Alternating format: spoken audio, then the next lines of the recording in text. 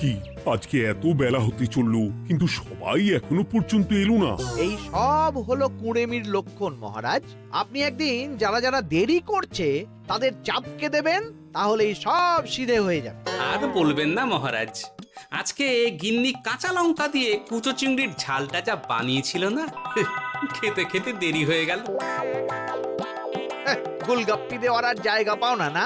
বিশ্বাস করুন, সত্যি খুব ভালো রান্না করেছিল গিন্নি, তাই আবার আরেক হাঁড়ি ভাত চড়াতে বললাম। আর সেটা খেয়ে আসতেই তো দেরি হয়ে গেল। আরো এক হাঁড়ি? মহারাজ কিছু মনে করবেন না, এই পাঠশালা বন্ধ করে সব গুছিয়ে তাপে এলাম। সুপ্রভাত মহারাজ। সুপ্রভাত মহারাজ। প্রভাত আজকে আর শুনেই তোমরা সবাই এত কুঁড়ে হয়ে গেছো যে কি বলবো। মহারাজ, এই কুড়েমির আসল কারণ হচ্ছে চর্বি। কথায় আছে, যত বেশি চর্বি তত তাড়াতাড়ি মরবি। আপনি কি বলতে চাইছেন মন্ত্রী মশাই, যে আমি তাড়াতাড়ি মরে যাব আর আপনি মজা দেখবেন? ঠাকুর ঘরে কে, আমি তো কলা খাইনি ব্যাপার হয়ে গেল। গোপালের একদম মোক্ষম জায়গায় আঘাত লেগেছে, যাকে বলে ওই আঁতে ঘা। তুমি বেশি কথা বলো না বৈদ্য, ছুঁচ করে চালুনির বিচার। হ্যাঁ, বৈদ্য তো দেরি করেই এসেছে। আমার মনে হয় প্রত্যেককে এমন ভাবে প্রশিক্ষণ দেওয়া দরকার যাতে তারা একটু চনমনে হয়ে ওঠে। হ্যাঁ মহারাজ, তাহলে আগামীকাল থেকেই শুরু হোক ব্যায়াম আর অস্ত্র শিক্ষা। হ্যাঁ, কুঁড়ে থাকলে রাজ্যের কোনো বিপদ আপদেই সভাসদেরা কাজে আসবে না। ঠিক বলেছেন মহারাজ। তাহলে আর দেরি কেন, চলো সবাই এখনই আমরা মাঠে যাই। এই তো মহারাজ ভরপেট খেয়ে এলাম, এখনই মাঠে? ওসব অজুহাত দিয়ে লাভ নেই, চলো চলো চলো।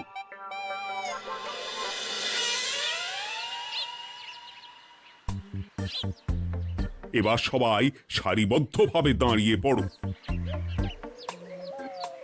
কি গোপাল কোথায়? মহারাজ, গোপাল আপনার পিছনে দাঁড়িয়ে আছে, চুপি চুপি। এই এই এই গোপাল, যাও যাও মাঠের মাঝখানে গিয়ে দাঁড়াও। এই চাঁদি ফাটা রোদে কেন মহারাজ সুস্থ শরীরকে ব্যস্ত করছেন? এইসব বাজে কথা শুনতে চাই না। শুয়ে বসে থেকে শরীরের কি অবস্থা করেছো? শরীরের নাম মহাশয়, যা সবে তাই সয়। তুমি যাবে না, তোমাকে এক্ষুনি বরখাস্ত করব। কি জ্বালা! যেখানে আমার সব কাজ বুদ্ধি দিয়েই হয়ে যায়, সেখানে গায়ের জোরের কি দরকার? হ্যাঁ, এই গোপাল, আমি 1 থেকে 3 অব্দি গুনবো, তারপরে সবাই এই মাঠের ধার বরাবর 5 বার পাক দিয়ে দৌড়বে। ঠিক আছে মহারাজ, আমি প্রস্তুত। আমি রোগা পটকা আছি, কোনো সমস্যাই হবে না। হয়ে গেল। সবাই প্রস্তুত? 1 2 3। কি হলো গোপাল, দৌড়াও দৌড়াও। মহারাজ, এর থেকে বেশি জোরে পারবো না। আই, কে আছো? একটা কঞ্চি দাও। এই সেরেছে। বেশ হয়েছে, বেশ হয়েছে। ব্যাটার এবার চর্বি কমবে। কি হলো গোপাল, হ্যাঁ হয়ে গেল? হ্যাঁ?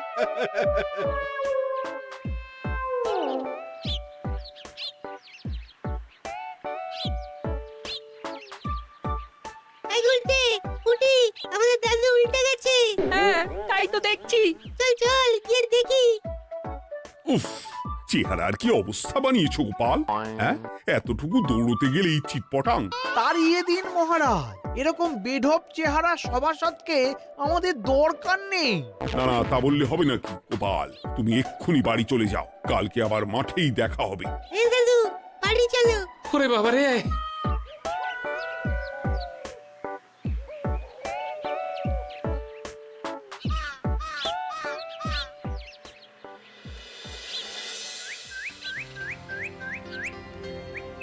আরে ধুর ছাতার মাথা, তখন থেকে জল খেয়েই চলেছ।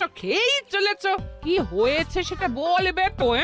শরীর চর্চা হয়েছে, শক্তি খরচা হয়েছে, আর পারছি না। উফ, বাপরে বাপ, কি পায়ে ব্যথা! এই জন্যেই আমি বলি বাপু, একটু বপুটাও নড়াও, কিন্তু কার কথা কে শোনে? ওরে বাবা, অকারণে সুস্থ শরীর ব্যস্ত করব কেন বলো তো? বেশি নড়াচড়া করলেই আয়ু কমে যায়। তোমার এই বাজে কথা কোন শাস্ত্রে লেখা আছে শুনি? শাস্ত্রে কেন যাব, বাস্তবে জলজান্ত উদাহরণ আছে। আমি মানতে পারছি না। হুম, মানতে পারছি না বললে তো হবে না, তোমাকে মানতেই হবে। বেশ, প্রমাণ করো।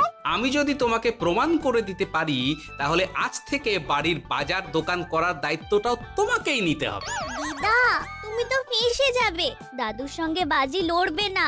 এই বাদ দে তো, তোর দাদু আগে প্রমাণ করুক যে বেশি নড়াচড়া করলে বয়স কমে। হ্যাঁ তাহলে বাজি? হ্যাঁ, বাজি। আচ্ছা ঠিক আছে, বেশ। তুমি তুমি একটা পশুর নাম বলো তো, যারা খুব তাড়াতাড়ি দৌড়য়। ঘোড়া, হরিণ, চিতাবাঘ আরো আছে। আচ্ছা, এবার সবচেয়ে আস্তে আস্তে কোন পশু চলে, এরকম একটা পশুর উদাহরণ দাও। কেন, কচ্ছপ? এই তো পেয়ে গেছে উত্তর। এবার তুমি বলো তো, কচ্ছপ কত বছর বাঁচে, আর ঘোড়া, হরিণ, চিতাবাঘ এরা কত বছর বাঁচে? চিতাবাঘ, ঘোড়া কেউই 30 বছরের বেশি বাঁচে না, কিন্তু কচ্ছপ 300 বছরও বেঁচে থাকে। হেরেছে, হেরেছে, আমার বউ হেরেছে। উফ, জীবনের কত বড় চাপ নেমে গেল। হ্যাঁ, এই তুমি আমাকে এভাবে হারালে। তখনই বললাম দাদুর সঙ্গে বাজি লড়তে যেও না।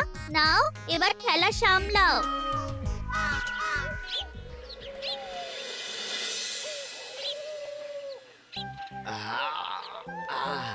আরো ভালো করে মালিশ কর। আজকে ছোটাছুটি করে পা দুটো বেশ ব্যথা ব্যথা করছে। কালকে তো আবার অন্য পরীক্ষা। আরে আমার হালকা চেহারা আছে, সব সামলে নেব। কালকে তো অস্ত্র চালনা হবে, কালকে আমি কাঁপিয়ে দেব। কাঁপাতে তো হবেই মন্ত্রী মশাই। আমরা আপনার শরীরে এমন ঘষা মাজা করে দেব না, মনে হবে আপনি না একটা জলযন্ত্র অস্ত্র চালনা করতে যাচ্ছে। বাস এই তো চাই। বাবারি, আস্তে আস্তে। আরে বাবা, আপনার তো ইস্পাতের শরীর, ভাঙবে তবু মচকাবে না। চিন্তা করছেন কেন?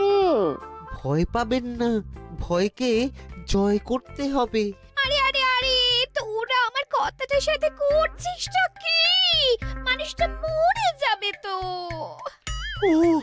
চিন্তা করো না গিন্নি। বাবা, ওরা বলেছে আমার ইস্পাতের শরীর, ভাঙবে তবু মচকাবে না।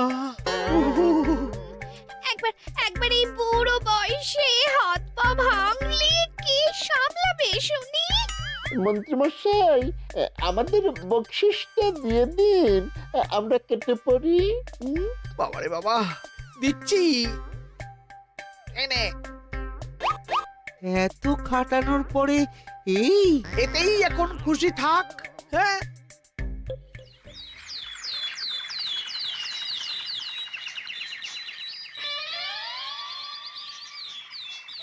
এবার তোমাদের সকলকে অস্ত্র শিক্ষা দেওয়া হবে। উফ, রোজ রোজ কি জ্বালাতনে পড়েছি, বাপরে বাপ। বাবা মা কাউকে ডাকার দরকার নেই, ভালো না লাগলে রাজসভা চাকরি ছেড়ে চলে যাও। মহারাজ, এটা তো উচিত নয়। যে যেটাই পারদর্শী তাকে সেটাই করতে দিন না। একটা বাঁদরকে যদি আপনি বলেন শিকার করে মাংস খেয়ে দেখা, সে কি পারবে মহারাজ? মহারাজ, গোপাল একটু বেশি কথা বলছে, ওকে আপনি বের করে দিন। আমি তোমার কথায় গলবো না গোপাল, তোমাদের সবাইকে এখন অস্ত্র শিক্ষা শিখতেই হবে। কর্তার ইচ্ছায় কর্ম, এখন তো আমার আর কিছুই বলার নেই। তাহলে আর দেরি কেন, তোমরা সবাই একটা করে ঢাল আর একটা করে তলোয়ার তুলে নাও। সেনাপতি, বলুন মহারাজ। তুমি সকলকে অস্ত্র শিক্ষা দেবে, তলোয়ার চালানো শেখাবে। এক এক করে প্রত্যেকে তোমার কাছে যাবে আর এক এক করে তুমি সবাইকে তলোয়ার চালানো শেখাবে। আচ্ছা মহারাজ, তাহলে ওই সবার প্রথমে চলে আসুন মন্ত্রী মশাই। হ্যাঁ, আমি প্রস্তুত। আমার শরীর ইস্পাতের মতো, ভাঙবো তবু মচকাবো না।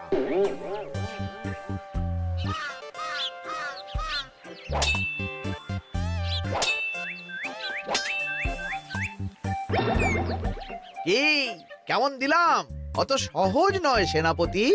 আমি মন্ত্রী এমনি এমনি হইনি, আগে অস্ত্র শিক্ষা শিখে তবে মন্ত্রী হয়েছি।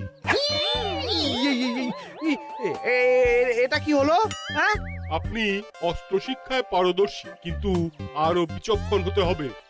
কারণ আজকে এই পাগড়ির জায়গায় আমি যদি তলোয়ার আপনার গলার দিকে চালাতাম, তাহলে কিন্তু আপনার এই ভবলীলা এখানেই সাঙ্গ হয়ে যেত। ঠিক আছে, ঠিক আছে, মনে রাখবো। এবার বাকিদের তো ডাকো। হ্যাঁ, এরপরে তলোয়ার চালানো শিখতে আসবে গোপাল।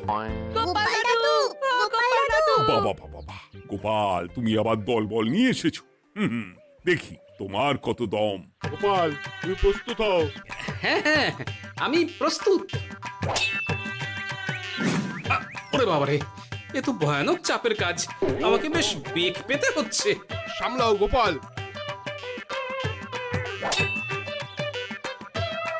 না, আমাকে অন্য রাস্তা দেখতে হবে। সেনাপতি, মহারাজের দিব্যি, তুমি আমার দিকে তলোয়ার ঢাল বাড়াবে না। এই এটা কি হলো? সত্যি তো, এটা কি হলো? গেল গেল গেল গেল গেল গেল গেল, দুটিটা খুলে গেল গো। দেব নাকি এবার কুচ করে কেটে? জিতে গেছি, জিতে গেছি। এটা কি হলো? শত্রুপক্ষ কখনো কারো দিব্যি শুনবে না। আর সেনাপতি, তুমি কি ওখানে দাঁড়িয়ে দাঁড়িয়ে মজা দেখছো? আমি কি করব মহারাজ, গোপাল যে আপনার দিব্যি দিয়ে দিল। গোপাল বেটা খুব চালাক। তাহলে এখন উপায়? ওসব গোপাল তোমাকে বোকা বানাবার জন্য করেছে। তুমি ধুতি ঠিক করে আবার লড়াই চালিয়ে যাও। যথাজ্ঞা মহারাজ।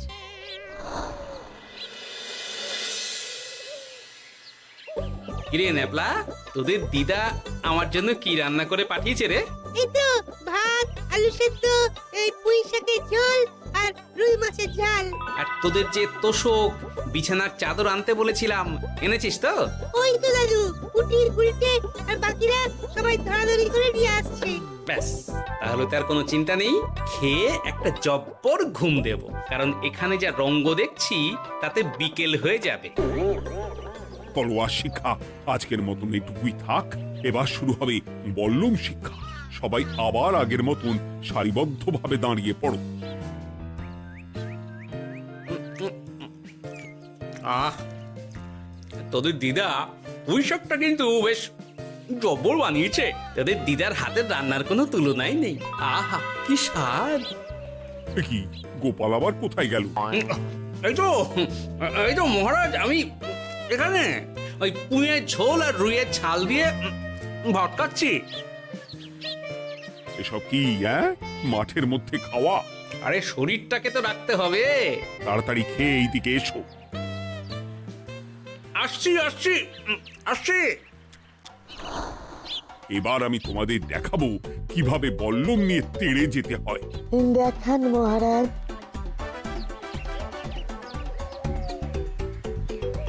এ তো খুবই সোজা মহারাজ। ঠিক আছে, তাহলে বল্লম নিয়ে তেড়ে যাও দেখি। দিন, আপনার হাতের বল্লমটাই দিন।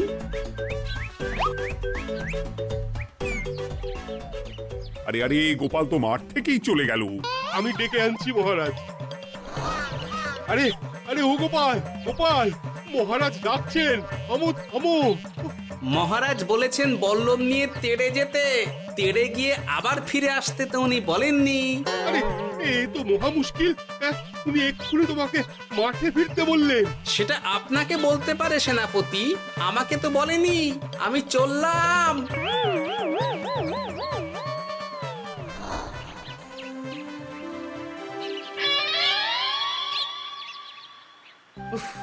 বাবা রে বাবা, কি ঝক্কি! অনেক বুদ্ধি করে মাঠ থেকে খাটে চলে এসেছি। আমি আর উঠছি না। এ কি বলি, তোমাদের তো এখন অস্ত্র শিক্ষা নেওয়ার কথা। হ্যাঁ, তোমার বলা নেই, কোয়া নেই, অমনি বাড়ি চলে এলে। আরে বাবা, ওইসব অস্ত্র শিক্ষা মানেই সুস্থ শরীরকে ব্যস্ত করা, অসহ্য খাটনি, অযথা কষ্ট। কষ্ট করলে তবেই কেষ্ট পাওয়া যায়। হ্যাঁ, তোমায় আমি আগেও বুঝিয়েছি, যেখানে বুদ্ধি কথা বলে সেখানে দেহের শক্তি নীরব দর্শক গিন্নি। আরে বাবা, সে না হয় বুঝলাম, কিন্তু মহারাজ তো ভালোর জন্য সবাইকে অস্ত্র শিক্ষা দেওয়ার চেষ্টা করছে না। আরে বাবা, যার যা কাজ তাকে সেটা করালেই পারে। মহারাজ তো সেটা বুঝতেই চাইছেন না। আমি এখন ঘুমো।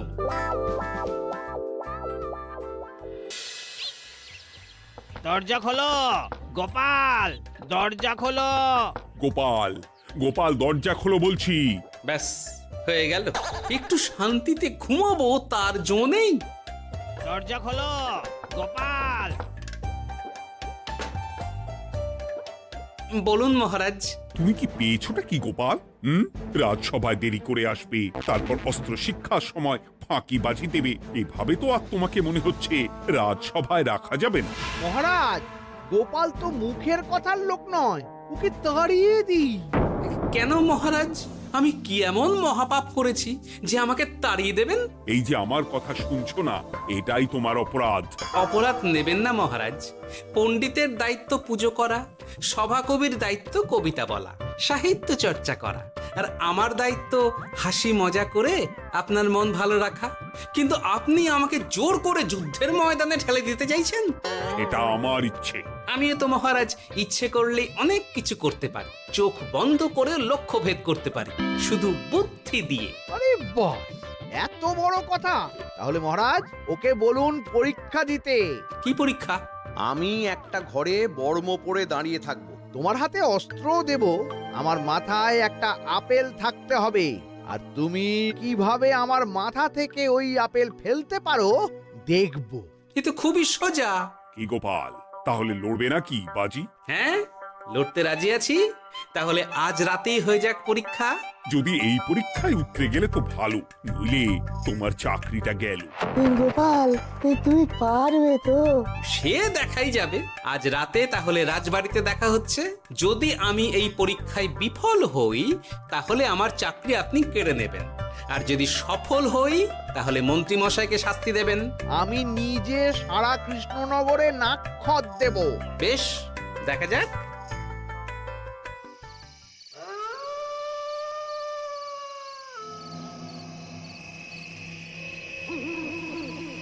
কি মন্ত্রীমশাই, ব্যবস্থা সব ঠিকঠাক হয়েছে তো?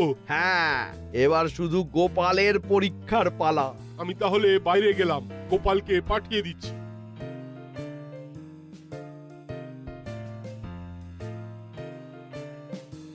এবার যাও গোপাল, ঘরের ভিতরে যাও, দেখি তুমি কি করে মন্ত্রীর মাথা থেকে আপেল ফেলতে পারো। আপনি তো শুধু আমার চোখ ঢেকেছেন, আমার নাক, মুখ, কানও ঢেকে দিন, যাতে ঘ্রাণেন্দ্রিয়, শ্রবণেন্দ্রিয়েরও সাহায্য না নিতে পারি। বেশ, তাহলে তাই হোক। আয়, কে আছো?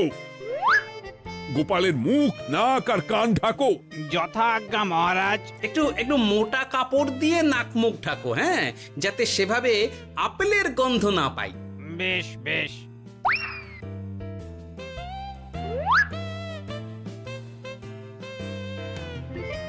যাও গোপাল। গোপাল, এবার তোমার চাকরি গেল। এবার তুমি কি করবে? কি করবে? দৌড় ঝাঁপে ফাঁকিবাজি? হ্যাঁ?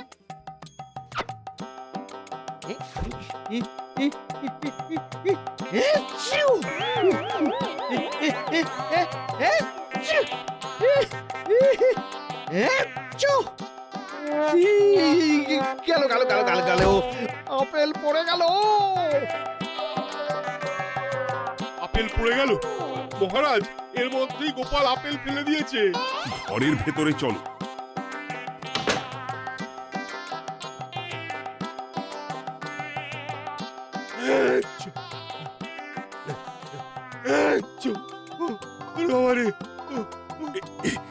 কি ওরে বাবারে বাবা, কি ঝাঁজ! ওরে বাবারে বাবা। কি মহারাজ, দেখলেন তো গোপালের চমক? অস্ত্র ছাড়াই আপেল ফেলে দিলাম। কি, এটা তো তুমি নীতি বিরুদ্ধ কাজ করেছো। সারা ঘরে নস্যি ছড়িয়ে দিয়েছো। মহারাজ, হাত থেকে আপেল পড়ে গেছে। এবার সারা কৃষ্ণনগরে নাক্ষত দিতে হবে। সত্যি সত্যি গোপাল, বুদ্ধি তো তোমার জুড়ি মেলা আভার। আমার নাম গোপাল ভাঁড়। একটা কথা মনে রাখবেন, কেউটে সাপের লেজে পা দেবেন না, আর গোপালের কাজে বাধা দেবেন না। যে কাজ বুদ্ধি দিয়ে করা যায় তার কাছে শক্তি ছোট্ট শিশু মাত্র। সত্যি গোপাল, আজ তুমি সেটাই প্রমাণ করে দিলে। আর আজ থেকে তোমাকে তোমার ইচ্ছার বিরুদ্ধে খাটাবো না। তুমি খাও দাও, ভুড়ি বানাও। যার যা কাজ সে তাই করবে। যেমন এখন মন্ত্রী মশাই নাক্ষত দেবেন। হ্যাঁ, ভুল করে বাজি ধরে ফেলেছি, এখন নিজেই চাপে পড়ে গেলাম। তাহলে আর দেরি কেন? নাক্ষত এখন থেকেই শুরু হোক। কৃষ্ণনগরের রাস্তা শেষ হতে হতে সকাল হয়ে যাবে।